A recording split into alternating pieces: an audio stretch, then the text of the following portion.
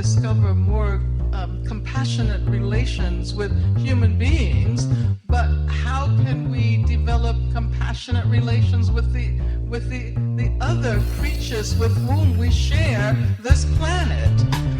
And that would mean challenging the whole capitalist industrial form of food production. Bonjour et bienvenue dans l'Afroécologiste, le podcast qui parle d'écologie et de véganisme d'un point de vue décolonial. Aujourd'hui, afin de poursuivre notre série de portraits de véganes noirs, j'ai le plaisir d'accueillir Delphine qui va nous expliquer son cheminement vers le véganisme et son point de vue sur la cause antispéciste. Bonjour Delphine. Bonjour. Alors pour commencer, je te laisse te présenter, savoir qui tu es, d'où tu viens, ce que tu fais dans la vie. Alors, je m'appelle Delphine Lérès, du coup, je suis guadeloupéenne d'origine. J'habite en Île-de-France et je suis artisane bijoutière joaillière à mon compte depuis 2016. Très bien. Et tu es végane, alors depuis combien de temps est-ce que tu es végane ?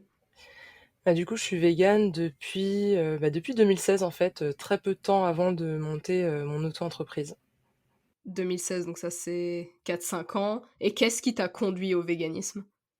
Ça a été beaucoup mon entourage, justement une autre amie bijoutière qui m'avait beaucoup parlé du véganisme et qui m'a beaucoup sensibilisée. Et comme elle est bijoutière aussi, en plus, du coup, toutes les deux, on parlait beaucoup de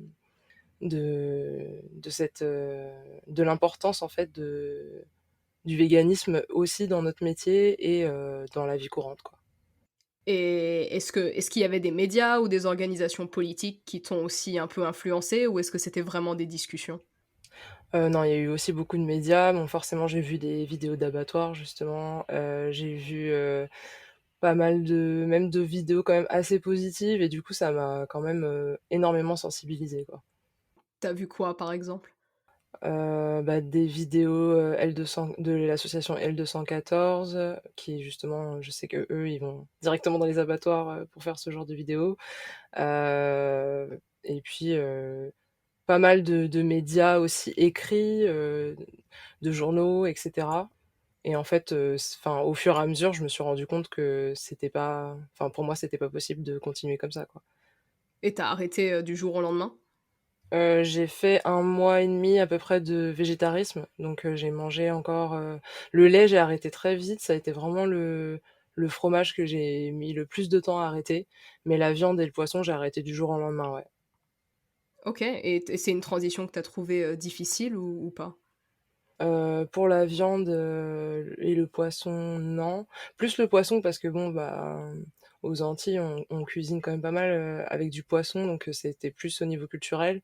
Mais sinon, pas plus que ça, quoi. Ça a été vraiment le fromage qui a été le plus difficile pour moi parce que j'en mangeais, vraiment très, très régulièrement, quoi. Comment est-ce que tu as adapté culturellement ? Parce que c'est vraiment quelque chose qu'on entend beaucoup, particulièrement de la part des Afro-Caribéens, c'est mais comment est-ce que je vais faire pour notre nourriture, notre culture culinaire ? Est-ce que ça a été un problème pour toi ? Alors, comme je disais, j'ai eu la chance de, moi, connaître des véganes, en fait, via mon ami. En fait, je me suis rapprochée de plusieurs associations, de pas mal de groupes Facebook aussi, où il y a pas mal de véganes. Et en fait, j'ai vu des véganes afro-caribéens. J'ai commencé à en rencontrer. Et du coup, j'ai commencé à manger des bokits véganes, par exemple. Et ça m'a vraiment, ça m'a surprise, en fait, qu'on puisse vraiment tout transformer et tout végétaliser, en fait. Ouais, c'est hyper impressionnant de voir ce que les chefs arrivent à faire. Au final, on s'y retrouve toujours, on finit toujours par manger ce qu'on a envie de manger. Et alors là, tu viens de C'est ça. mentionner les milieux caribéens véganes ou afro-véganes. Est-ce que toi, tu te considères comme afro-végane ou végane ? Afro-vegan, du coup. Et comment est-ce que tu le définirais ? C'est quoi la différence pour toi ? Déjà, comme je disais, j'avais rejoint pas mal de groupes végétariens, véganes sur Facebook. Et en fait, au fur et à mesure, et même dans certains événements, je me suis rendu compte que il y avait quand même pas mal de racisme dans le milieu vegan. Et du coup, quand j'ai commencé à me rapprocher de personnes afro-véganes, je me suis beaucoup plus retrouvée et je me suis sentie plus dans mon élément. avec moins de culpabilisation, etc. Et plus de compréhension, quoi. Et j'ai le sentiment de ce que tu as dit que tu étais déjà un peu dans des sphères militantes avant d'être végane. Oui, c'est ça. En fait, j'ai d'abord commencé à être un peu dans des mouvements féministes, il y a ouais, c'est ça, un petit peu avant quand même, vers 2015 à peu près. Et après tout est venu, quand même, assez facilement. J'ai rencontré quand même, pas enfin, j'ai été après dans les mouvements, véganes et féministes. En fait, c'était très mélangé. Donc du coup, ça m'a aussi permis, de mieux comprendre, enfin et de mieux déconstruire, ce que j'avais pu apprendre, depuis que j'étais petite, quoi. Et comment est-ce que tu intègres le véganisme dans tes autres centres d'intérêt militants? Parce que tu as dit c'est mélangé. En quoi est-ce que c'est mélangé? Est-ce qu'il y a des intersections ou est-ce que c'est des causes séparées? Qu'est-ce que c'est? Ouais, moi je parlerais, vraiment de l'intersectionnalité. Bah, par exemple, mon héroïne, enfin mon idole, c'est, vraiment, Angela Davis parce que je sais qu'elle est végane, et en plus d'être afroféministe donc par exemple, c'est une personne qui m'a beaucoup inspirée, et qui est, vraiment, enfin comme c'est une femme noire, bah, elle a beaucoup, enfin, elle a déconstruit beaucoup de choses et elle milite sur beaucoup de plans et en fait, j'essaie de suivre un peu, son parcours parce que je trouve ça important. En fait, pour moi, toutes les causes se valent, toutes les causes militantes se valent et heu et le véganisme est aussi important, que l'antiracisme, par exemple. Donc pour toi, il y a pas de priorité qu'on devrait maintenir? Non, je dirais pas qu'il y ait de priorité, mais je dirais que c'est aussi important, quoi, qu'il faut vraiment, se battre, pour moi sur tous les plans. Après c'est mon avis, quoi. Mmh. Non, moi je pense pareil. Mais c'est vrai que apprendre que Angela Davis était végane, moi aussi ça m'avait fait un Ah, j'étais trop contente! mais en fait, ça fait longtemps, ça fait hyper longtemps que cette femme elle est végane. C'est si j'ai bien compris, elle voulait juste pas le dire dans les années 90 parce que, à cette époque-là, il y avait trop de choses qui se passaient au niveau antiracisme et elle voulait pas Ça faisait beaucoup déjà pour elle, je pense. c'est ça, je pense que ça faisait trop et elle savait que c'était pas le moment Mmh. mais oui, elle est hyper complète, c'est probablement une des militantes les plus complètes de la planète. Ah non, mais c'est clair. Puis elle continue à écrire des bouquins et tout. Enfin, je veux dire, moi, j'aimerais trop la rencontrer. C'est vraiment, une personne qui m'inspire énormément dans la vie de tous les jours, quoi. Je l'ai rencontrée 2 fois. Ah la Ouais. chance! J'ai fait dédicacer mes livres et tout, Ah trop bien! je te jure. Ah la chance. J'ai failli pleurer. Ah tu m'étonnes! Ah c'est trop cool. Ouais, quand j'étais ado. Tu sais, c'est le genre de personne, quand t'es ado, t'as un poster d'elle au-dessus de ton lit Mais ou c'est ce que j'allais te dire, hein. Moi je vais l'encadrer chez moi. C'est je l'aime trop. Elle est trop, elle est géniale, quoi. ouais, et ouais, ouais, ouais. Elle est géniale et elle prend, j'avais vu plusieurs conférences d'elle et elle prend vraiment le temps de parler d'autres problématiques parce que des fois, quand tu vois certains activistes connus, ils reviennent un peu sur ce qu'ils ont fait, ce genre de choses et elle, non, pas du tout, en fait. Elle est en train de parler de telle communauté, je sais pas où, C'est ça. tu vois? Elle est toujours en train d'actualiser ses causes militantes alors que, enfin, elle a tellement plus rien à prouver au monde. Oui, donc l'afro-véganisme. Est-ce que les mouvements afro-véganes, ils t'ont apporté quelque chose que les mouvements mainstream ne pouvaient pas te donner? Parce que là, tu as dit, en fait, tu es partie parce que c'était trop raciste. Est-ce que tu as trouvé autre chose ailleurs? Sororité ou plus d'émancipation ou je sais pas? Oui, déjà la sororité parce que déjà, je connais plus d'afro-véganes, femmes, que d'afro-véganes hommes. Donc je pense que déjà, il y a aussi beaucoup plus enfin, j'ai l'impression, après c'est mon point de vue parce que j'ai pas non plus rencontré, toute la planète, mais il y a plus de femmes en tout cas et énormément de sororité en fait entre afro-véganes et féministes du coup. Heu, qui avait, aussi beaucoup de partage, beaucoup d'afro-véganes, qui se sont lancés aussi dans la cuisine. Donc du coup, c'est vachement bien parce que, enfin, quand on devient végane, on sait pas quoi faire, quoi acheter et cetera, même au niveau budget, on n'a pas forcément, énormément d'argent et puis il y a aussi le fait que, on peut aussi se rapprocher de ses racines, en cuisinant, aussi des choses véganes, mais avec, des produits, antillais par exemple ou d'origine africaine. Heu, donc par exemple, moi je sais qu'il y a Askayaba, c'est une afro-végane qui est devenue une amie maintenant, que j'apprécie beaucoup, qui cuisine exclusivement, des plats, antillais, africains, avec, vraiment, des farines de sorgho et cetera, des choses que enfin moi je connaissais même pas forcément. Donc vraiment en fait ça m'a vraiment apporté beaucoup de choses, enfin beaucoup de partage et de savoir-faire en fait, aussi. Askayaba qui sera dans le podcast très bientôt. Et est-ce qu'il y a d'autres médias afro-véganes qui t'inspirent? Puisqu'on parlait de sororité, on peut partager quelques noms. Il y a Mangeuse d'herbe, que j'aime beaucoup.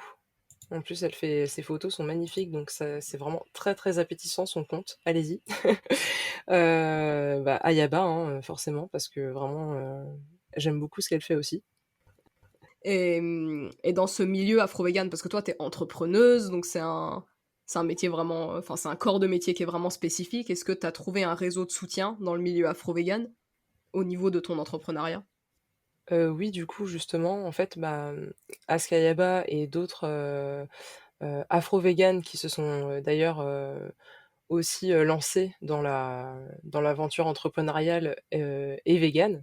On avait fait un rendez-vous où on était, 5 entrepreneurs, femmes noires du coup, dont, les 4 autres en fait, elles se lançaient dans l'aventure culinaire végane. Donc c'était vraiment super intéressant et du coup, bah, aujourd'hui, elles ont toutes, alors du coup, il y a Eolia, oui, j'avais oublié, tiens, voilà, donc ça y est, je me rappelle des noms.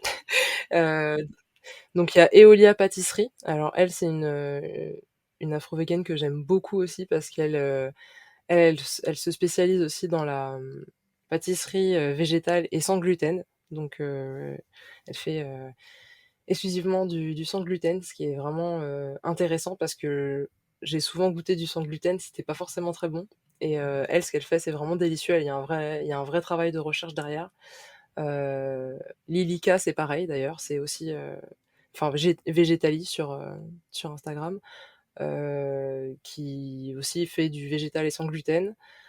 Aux Antilles, il y a, VG Délices qui a ouvert, sa pâtisserie, végétale, elle a une boutique, à Jarry, en Guadeloupe et du coup, c'est vrai que, enfin, moi, d'avoir rencontré, ces personnes-là, ça m'a aussi permis, moi, de me dire: «Bah, voilà, en fait, on peut être végane et lancer une aventure entrepreneuriale, qui fonctionne super bien, quoi». Enfin, parce que ça se développe de plus en plus et ça reste de l'auto-entrepreneuriat, donc c'est pas évident, mais je veux dire, c'est aujourd'hui, enfin, moi, je sais, Eolia, je lui ai commandé au moins déjà, 4 ou 5 fois, et à chaque fois, ça a ravi ma famille qui est pas du tout végane, donc c'est vraiment un bon moyen aussi de faire découvrir aux gens pas véganes, les que qu'on peut manger, sans faire souffrir, quoi.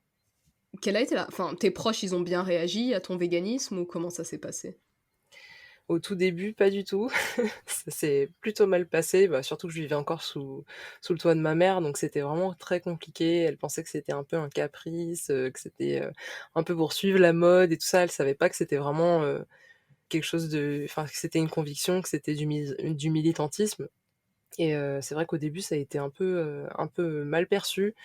Et aujourd'hui, bah, ma mère, par exemple, il y a 2 jours, elle m'a fait un banana bread vegan, quoi, donc c'est elle a vraiment, totalement changé, de point de vue et elle sait que c'est, même elle, aujourd'hui, elle enfin, je l'ai pas convaincue ou que d'être végane ou quoi que ce soit, mais elle a beaucoup plus végétalisé son alimentation et elle pose enfin, elle m'embête plus du tout par rapport à ça et elle trouve ça très bien, enfin, même elle, aujourd'hui, elle peut manger des trucs véganes sans problème, ce qui était impossible il y a quelques années.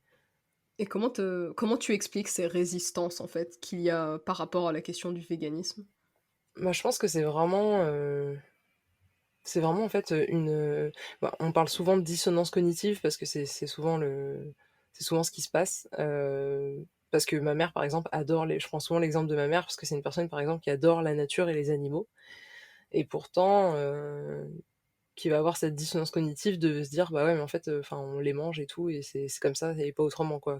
Qui va pas forcément remettre en question, son alimentation et c'est vrai que je sais que maintenant, elle fait plus attention, mais elle va pas, enfin, ça va rester normal pour elle et je pense que les gens ont du mal parce qu'ils se disent: «Ouais, mais j'aime les animaux», mais ils arrivent pas à se dire, enfin, c'est toujours ce combat, en fait, avec, l'amour et le fait de faire souffrir, en fait, malgré eux, en fait et je pense que c'est pour ça que les gens sont réfractaires un peu au véganisme et que souvent quand on dit qu'on est végan, les gens se sentent obligés de se justifier et de dire, «Ouais, bah, moi je mange plus beaucoup de viande et tout ça», alors qu'on leur demande pas enfin on leur demande rien, quoi.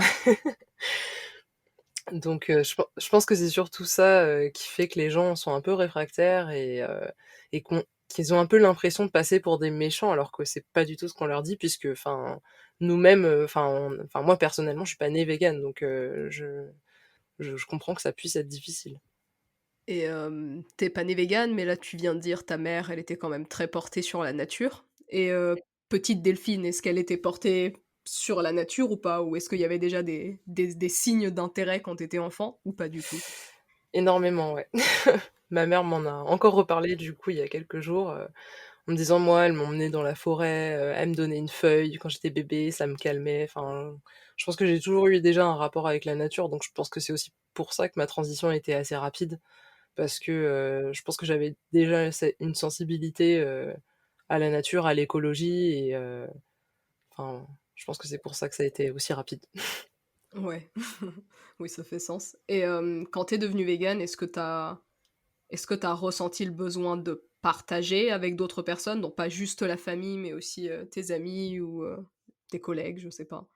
Oui, beaucoup, bah, même, bah, aujourd'hui, même quand je vais dans des soirées, enfin, plus trop aujourd'hui, mais hem, quand je sors, on va dire, j'aime bien faire découvrir, ouais. Alors j'ai souvent bluffé des gens avec, la tarte au citron meringuée, parce que ça, c'est quand même un dessert qui est très, très apprécié en France et que j'aime bien réaliser parce que, les gens s'imaginent pas, surtout pour la meringue, que ça peut être fait avec du jus de pois chiche et être très bon, même meilleur presque qu'avec des œufs, puisque le jus de pois chiche n'apporte pas de goût une fois qu'il est monté en neige, quoi. Donc c'est vrai que j'aime bien faire découvrir un peu, bluffer les gens parce qu'ils s'imaginent qu'on mange de l'herbe et des cailloux.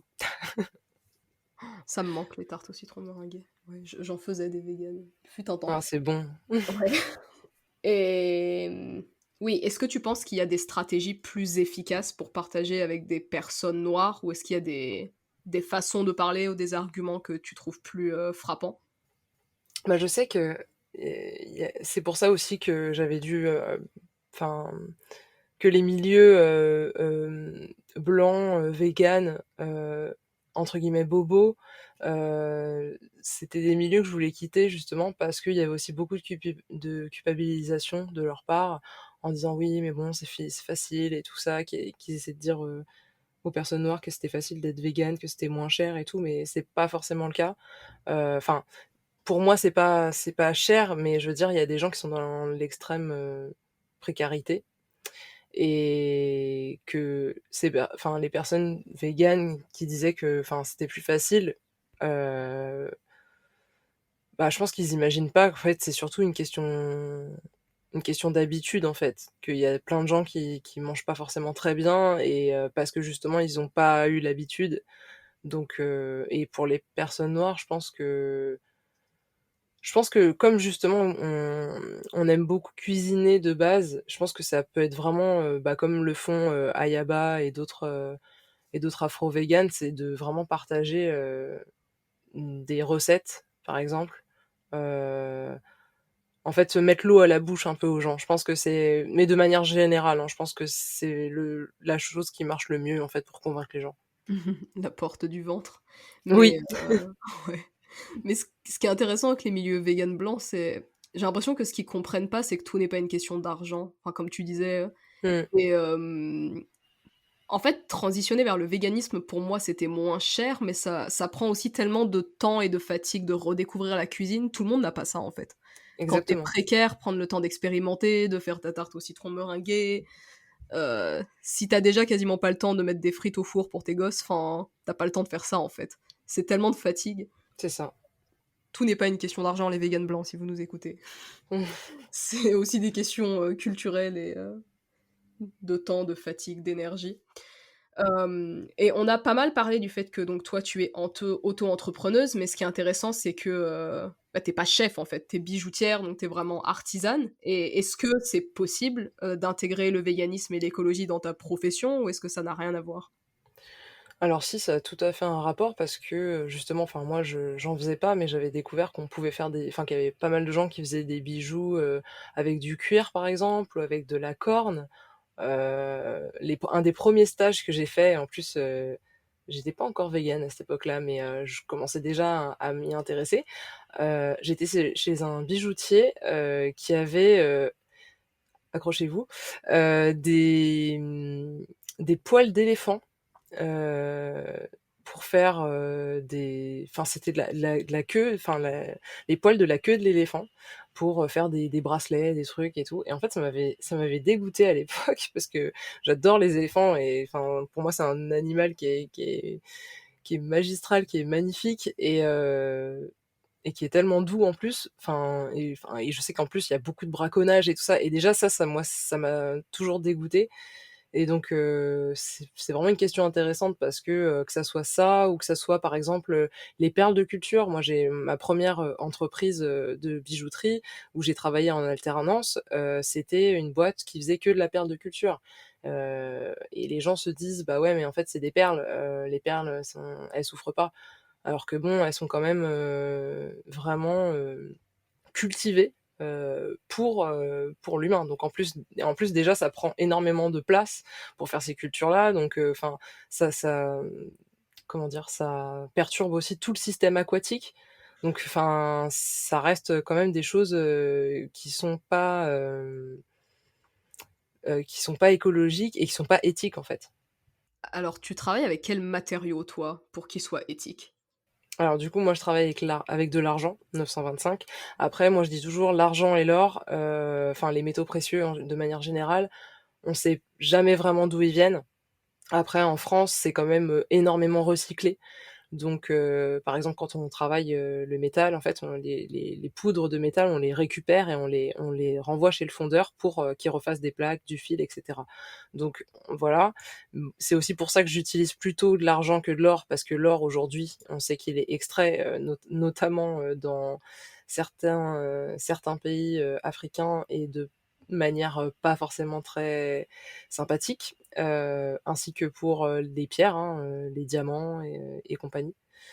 Heu, donc du coup, moi j'essaye au maximum de voilà, enfin, pour le métal en tout cas, j'ai pas vraiment le choix parce que j'avais déjà posé la question, les gens savent pas trop. Mais je pense qu'après l'argent, il y en a aussi en France, donc à voir si c'est toujours, extrait en France, et sinon, pour les pierres, bah, j'essaye au maximum que ça soit, des gémologues, qui sont, enfin qui vont les chercher eux-mêmes et qui le font de manière le plus éthique possible, quoi. Qui vont pas, aller exploiter, des mines où c'est des enfants qui travaillent et cetera, quoi. Ouais, donc ton éthique elle englobe animaux, justice humaine aussi Ouais.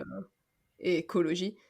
Et du coup, parce que je pense que la plupart des gens qui écoutent n'y connaissent absolument rien. Est-ce qu'il y a des matériaux où pour toi c'est vraiment, red flag, genre vraiment tu travailleras jamais avec?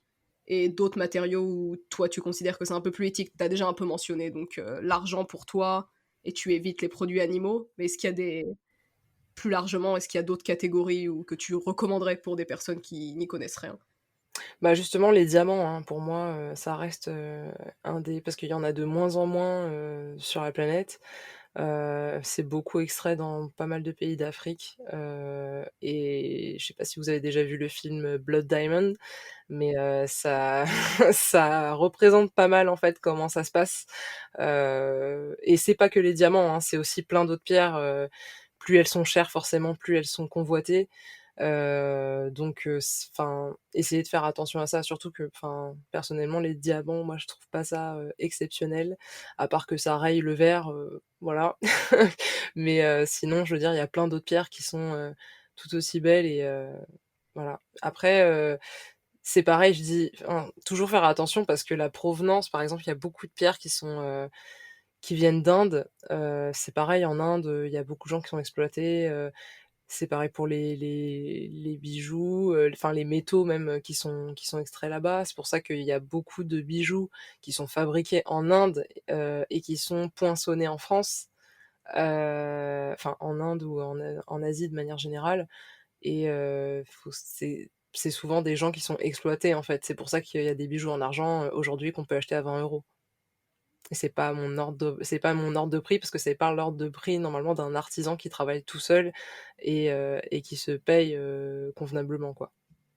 Et est-ce qu'il y a des labels pour ça? Pour qu'on sache, si on est en train de payer un artisan convenablement et ce genre de choses ou pas du tout? Alors il y a pas de label qui existe. Je sais que, bah, par rapport aux métals précieux, dont j'ai mentionné tout à l'heure, il y a quelque chose qui s'appelle le Fairmined. Mais honnêtement, je pense que c'est plutôt quelque chose de marketing. Parce que, j'en ai parlé avec d'autres bijoutiers qui avaient déjà essayé de prendre ça. On sait pas trop en fait, c'est vraiment le problème, c'est qu'il y a vraiment très peu de transparence, dans ce métier-là. Donc donc voilà, pour moi ça reste, faut être vraiment très vigilant et encore je pense qu'on peut pas forcément toujours bien savoir donc on essaie de faire attention comme on peut, quoi. Enfin, du moins toutes les personnes qui sont un minimum conscientisées, dessus, quoi. Et précisément pour les personnes qui souhaitent acheter des bijoux et qui sont pas du tout conscients sur ce genre de choses, est-ce que, par exemple, pour une bague très simple en argent, est-ce qu'il y a un prix ou en dessous duquel, toi, tu considères que c'est directement de l'exploitation? Parce que j'avoue que j'ai pas du tout, j'ai aucune idée de ce que j'achète quand j'achète une bague. Bah, en fait, déjà, enfin, si c'est fait par un artisan, il faut se dire que, déjà, un artisan, la plupart du temps, il se paye un minimum 50 € de l'heure. Sachant que pour, chaque bijou, je dirais qu'on met à peu près entre 2 et 4 heures. Donc déjà, après ça dépend du bijou, mais après ça aussi, ça dépend de plein de paramètres. Si la bague elle est fine, et cetera. Si on part vraiment sur un jonc très fin, par exemple, avec du fil ou pas, sans pierre, je pense on peut arriver à des bijoux à 40-50 €. C'est possible. Mais quand on voit des bijoux à 20 €, enfin pour moi c'est que la personne elle a pas été super, enfin elle a pas été payée convenablement, quoi. OK, donc on va vraiment pas en dessous de 50-60 €. Ouais. OK. Non, mais c'est bon à savoir parce que ça, je pense que c'est le genre de choses où, beaucoup de gens réfléchissent pas du tout. On est habitué à avoir des bijoux un peu dans tous les sens. Ouais, exactement. Enfin, moi, ça m'est déjà arrivé qu'il y ait des gens qui me disent: «Ah ouais, mais c'est un peu cher», et en fait, ils comparent avec des grandes marques qu'on trouve, dans le commerce et c'est justement moi, j'ai travaillé, en fait, en sous-traitance pour ces marques-là et comme je disais, en fait, les bijoux sont pas fabriqués en France. Ils sont juste poinçonnés en France, mais c'est d'autres personnes qui les fabriquent et c'est pas éthique du tout, quoi. Très, très bon à savoir. C'est Mmh. marrant parce qu'il y a un peu ces mêmes problématiques pour la pierre et pour les exploitations humaines et animales. C'est qu'en fait, j'ai l'impression de ce que tu dis que certaines pierres, plus les gens sont exploités, plus les pierres sont surcotées. Le diamant, l'or, ou ça Ouais, il y a un espèce de parallèle entre exploitation et à quel point les gens veulent les consommer. ouais. Donc redéfinissons la valeur des pierres que nous utilisons, ils sont un peu plus. Mais on a je pense que beaucoup de gens ont pas l'impression qu'il y a un système d'exploitation derrière, parce que typiquement les pierres, c'est ce que nous on considère comme étant inanimé Exactement. et on pense Bah pas à tout ce qui se passe derrière. Comme je parlais pour les perles de culture parce que, voilà, c'est pas ça reste des êtres vivants en plus, c'est ça le pire, hein, puis les perles de culture, je trouve que c'est assez atroce en soi parce qu'en fait, il faut savoir qu'une perle de culture, en fait, une perle, naturelle, ce qui coûte beaucoup plus cher d'ailleurs, c'est des perles qui se forment, dans la mer naturellement. En fait, la perle, elle se forme, c'est dans un coquillage, c'est un corps étranger, donc souvent c'est un grain de sable qui rentre dans le coquillage et en fait le coquillage pour se protéger fait des couches de nacre, donc ça forme une perle en fait. Et ce qu'on fait en fait, quand on fait des perles de culture, c'est qu'on met des coquillages, on les accroche sur des grandes grilles. Vous pouvez trouver ça en plus, les photos, ça fait vraiment bizarre. Heu, on met les coquillages sur des grandes grilles et en fait, on leur injecte exprès des petits noyaux pour que pour que ça forme des perles, en fait. Donc c'est quand même assez horrible de se dire, on les oblige à faire un système de défense, quoi. Enfin, en soi et c'est juste enfin, entre guillemets, c'est juste des perles, mais ça reste quand même un être vivant, qu'on exploite totalement, quoi. Juste, exprès pour les revendre, quoi. Ouais, c'est un peu comme, donc quand on a un corps étranger dans notre corps et qu'on met une protection autour, pour pas que ça atteigne les organes, c'est ça une perle, d'accord. Ouais. J'en avais pas la moindre idée. Mmh. Merci pour ça. Et du coup, après tout ça, donc tu es entrepreneuse, militante, afroféministe, afro-végane, et ça va un peu dans tous les sens. Et comment est-ce que tu prends soin de toi, du coup, dans un monde qui est autant oppressif avec tout ce que tu fais? J'avoue que c'est une très bonne question. Hem, bah, c'est vrai que alors, je pense qu'il y a un il y a une il y a un moment où je pense que j'étais en dépression justement parce que, j'étais, enfin, tout est arrivé, quand même assez vite pour moi, comme je disais, donc le féminisme, le véganisme plus l'antiracisme. Et du coup, ça c'est vrai que ça a fait beaucoup de fronts, sur lesquels j'ai voulu me battre et je me suis pris beaucoup de claques, en fait, dans la figure parce que je me suis dit: «Mais c'est partout, tout le temps, avec n'importe qui» et c'est très, très difficile, en fait, de faire face à ça sans péter un plomb, quoi. Parce que en fait, je me suis dit: «Mais le monde, est vraiment, enfin est vraiment oppressif à tellement de niveaux, enfin, il y a rien qui va, en fait. C'est quand je me suis rendu compte de tout ça, et ça m'est arrivé des fois de pleurer, en fait, de me dire: «Mais comment on va faire, en fait?» parce que ça soit au niveau, humain, éthique, enfin éthique, humain et animal, je me suis dit et végétal, hein, parce que, enfin, on oublie souvent que les végétaux sont aussi des êtres vivants. Et parce qu'ils ne parlent pas, enfin, qui s'expriment pas, qui ne crient pas, mais en fait, d'ailleurs j'ai toujours pas lu ce bouquin, mais je m'étais acheté un bouquin sur, sur la vie secrète des arbres et le fait qu'ils communiquent entre eux et je trouve ça intéressant parce que, justement, en fait, plus les enfin, plus les êtres vivants ont moins de chances de s'exprimer et plus ils sont exploités et on s'en fout, quoi. Et c'est vrai que, enfin, en tout cas, tout ça, pour revenir à tout ça, ça a été vraiment difficile, mais justement le fait d'avoir, rencontré plein de personnes qui, au final, pensaient comme moi, j'ai même ma petite cousine, qui est beaucoup plus jeune que moi, qui est devenue végane aussi et féministe, donc par exemple, c'est une personne avec qui je me confie énormément. Heu et puis, bah, plein d'autres personnes, en fait, le fait de pas être tout seul, c'est ce qui m'a vraiment permis de supporter ça, je pense. Parce que je pense que si j'avais été toute seule face à tout ça, j'aurais vraiment pété un câble et enfin, je sais pas comment j'aurais réagi, mais je pense que et puis, enfin, le truc, c'est que aussi il faut faire des pauses parce que ça, au début, je lisais beaucoup d'articles, je restais beaucoup dessus, même sur Facebook et très vite, en fait, même que ça soit les vidéos, de torture animale ou humaine, heu, j'ai tout fait pour que je puisse pas voir ça parce que ça me fait trop de mal, en fait. Donc j'ai vraiment f et aujourd'hui, je me concentre un petit peu plus sur vraiment tout ce qui est positif, c'est ça parce que je sais qu'il y a tellement de trucs qui vont pas que, je sais plus, il y a des fois où je sais plus où donner de la tête, quoi. Ah oui, complètement. Et comment est-ce que tu as réussi à parler de dépression? Parce qu'on va en parler aussi avec Aska Yaba, mais la dépression et les femmes noires, c'est compliqué. On n'est pas Ouais. toujours autorisé à faire des dépressions.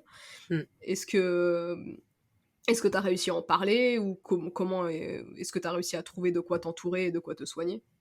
Bah, en fait, moi, j'ai carrément été voir un psy, en fait, et lui parler de tout ça parce que, je trouvais ça important, et j'étais étonnamment surprise et heureuse, en fait, qu'ils comprennent, qu'ils me disent que c'était pas une tare, d'être sensible, parce que, enfin, moi, depuis que je suis toute petite, je suis vraiment très, très sensible, et je sais que, enfin, c'est même des gens qui me disent: «Ah ouais, non mais toi regarde pas ce film-là parce que tu vas pleurer», enfin, parce qu'ils savent très bien que j'ai une sensibilité tellement accrue que, je peux même pleurer de joie quand je vois des gens qui se retrouvent et tout ça, c'est vraiment fort, et c'est pour ça que c'est aussi pour ça que je me laisse encore plus atteindre par ces oppressions, et que justement des fois j'essaie de me protéger en me disant: «Bon là je fais une pause». Là par exemple ça faisait, 1 mois je crois que j'avais pas été sur Facebook. Ça m'était pas arrivé depuis, que j'ai un compte Facebook, quoi, donc en fait j'ai dû vraiment prendre de la distance et me dire: «Bon là stop, je prends du temps pour moi, parce que c'est nécessaire, et que j'en ai besoin pour me ressourcer, pour justement, être là pour continuer à militer, en fait». Et est-ce que, un peu en conclusion, est-ce qu'il y a quelque chose que tu recommanderais à une personne noire qui commence à s'intéresser au véganisme et qui sait pas par où commencer? Est-ce qu'il y a un conseil que tu donneras à cette personne-là? Bah, déjà de vraiment essayer de s'informer, et aujourd'hui on a vraiment la chance, d'avoir internet, parce que moi je crois que sans internet, je serais jamais devenue végane, je pense. Ouais, Heu, non clairement. mais c'est vrai, enfin je veux dire, grâce à ça, enfin en plus aujourd'hui, il y a des sites, de cuisine qui sont tout faits. Moi aujourd'hui je cherche une recette, par exemple, je cherche, chili, sin carne du coup, enfin, ou je sais pas, n'importe quel plat en fait, pizza, je tape, vegan derrière et on tombe, sur, des listes, entières des pages, entières de recettes en fait. Donc c'est vraiment facile aujourd'hui de devenir végane. Après, il faut quand même s'informer un minimum, voilà, prendre de la B12, et essayer, et en tout cas, si, les gens sont aussi sensibles que moi, bah, d'essayer de pas trop regarder, je pense, de vidéos, d'abattoirs et tout ça, parce que ça mine vraiment le moral, en fait. Moi, j'ai vraiment arrêté ça parce que ça m'a vraiment, je me suis demandé, en fait, comment on pouvait, comment on pouvait continuer à faire ça, donc de bien s'informer, de s'entourer surtout, et surtout de s'entourer de personnes, afro-véganes, hein, parce que c'est vraiment important, et encore aujourd'hui, j'en rencontre, de manière, enfin là, je me suis mise sur Twitch il y a pas longtemps et j'ai rencontré une des premières personnes que j'ai rencontrées, c'est une afro-végane aussi, donc j'étais heureuse, et aujourd'hui, c'est devenu une copine, on s'appelle, super souvent, et franchement, il y a une très belle communauté en plus afro-végane qui se soutient beaucoup, donc je pense que faut vraiment pas hésiter à en parler parce qu'on n'est pas seul, en fait. Ouais, non, c'est vrai. Et où est-ce que, les auditeuristes peuvent te contacter ou regarder tes bijoux? Bah, du coup, sur mon site, Karukera Bijoux, c'est un site, Wixsite pour l'instant, et aussi sur Instagram directement. Sur Instagram ou même sur Facebook, je réponds, assez rapidement, enfin quand je peux. Donc heu, donc voilà. D'accord, bah, je mettrai tout ça en barre d'infos. Et merci beaucoup d'avoir accepté cette invitation pour parler de véganisme et pour parler surtout moi de la question de la pierre. Ça m'avait pas même effleuré l'esprit de ce qu'on a dit. Donc vous trouverez en barre d'infos de quoi suivre Delphine sur les réseaux sociaux, de quoi acheter ses bijoux. Et si vous avez aimé cette conversation, n'hésitez pas à vous abonner, à aimer la vidéo, à la partager, à activer la petite cloche. Et je vous dis à bientôt pour une nouvelle conversation.